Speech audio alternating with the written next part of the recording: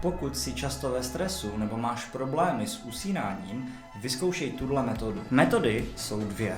Yoga Nidra a Non-Sleep Deep Rest. Jsou to vlastně metody řízené meditace. Pojďme se podívat na to, co se při nich děje. Asi je všem jasné, že spánek plně nahradit nejde. Nicméně těmito metodami se k tomu můžeme aspoň přiblížit a využít to pro regeneraci těla během dne, nebo pokud se potřebujeme sklidnit. První velkou výhodou těchto metod je, že se tělo přepne do parasympatického režimu a významně se sklidní. Dále se mozek přepne do theta vln a může nám tato technika nahradit například část našeho REM spánku. Je dokázáno, že při aplikování Non-Sleep Deep Rest se naše tělo vlastně částečně restartuje a obnoví energetické zásoby nebo zásoby dopaminu. To znamená, že nás to významně nabíjí. V popisku máš shrnutí, jak ty metody fungují, a pokud tě zajímá, jak praktikovat Yoga Nidra nebo Non-Sleep Deep Rest,